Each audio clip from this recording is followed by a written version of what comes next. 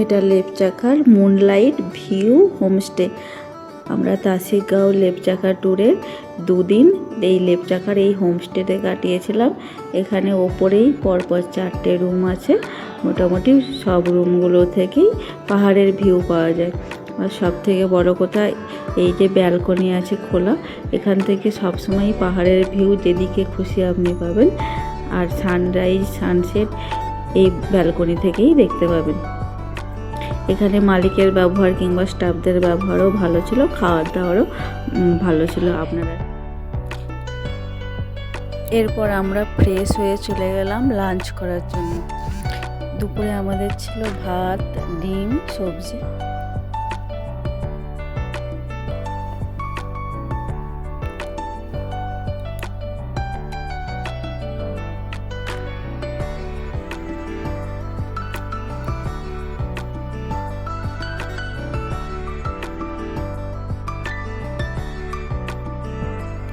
লেপচাখার বেশিরভাগ হোমস্টেগুলোই মনেস্ট্রির চারপাশেই আছে। এখানে গিয়ে বাচ্চাটা গামছা আড়াল করে বসেছিল, মোবাইল নিয়ে বসেছিল। এটা হচ্ছে নেটওয়ার্ক জোন, ওখানটাতে নেটওয়ার্ক পাওয়া যায়, অন্য জায়গাতে নেটওয়ার্ক সাধারণত থাকছে না। এবার মনেস্ট্রির পাশে একটা যে গ্রাউন্ড আছে, ওখানে সব বাচ্চাগুলো খেলা করছিল, তো আমাদের বাচ্চাগুলো ওদের সঙ্গে জুড়ে গেল।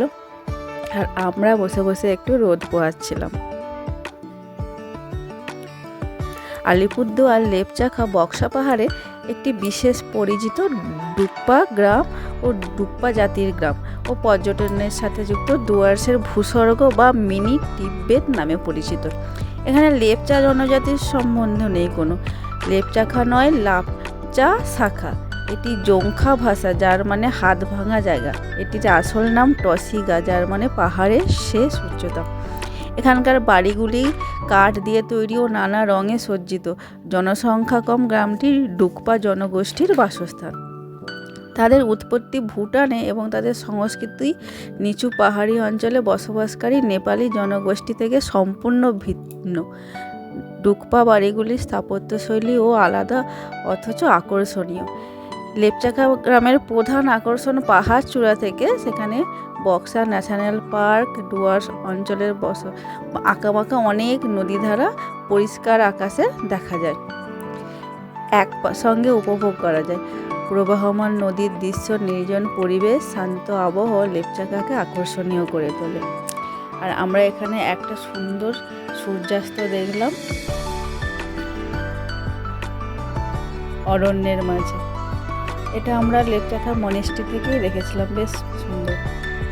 এরপর আমরা করলাম কি, আমাদের ইভিনিং স্ন্যাক্সটা খেয়ে নিলাম। এখানে হচ্ছে ইভিনিং স্ন্যাক্সে মোমো ছিল, ভেজ মোমো। এখানে চিকেন মোমোটা সাধারণত হয় না, আর ভেজ মোমোটার টেস্ট অসাধারণ। আমি ভেজ মোমো আমি সাধারণত পছন্দ করি না, কিন্তু খুব সুন্দর, যে পরপর দুদিনই আমরা ভেজ মোমোই ট্রাই করেছিলাম।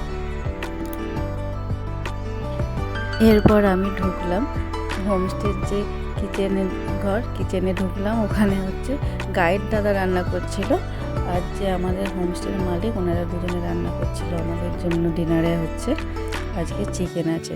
দুদিনই অবশ্য আমরা চিকেনই পেয়েছিলাম। এখানে কাঠের উনানে রান্না হচ্ছে, আর ওই পাশে হোমস্টের মালিক দাদা, উনি হচ্ছে গ্যাসে রান্না করছেন।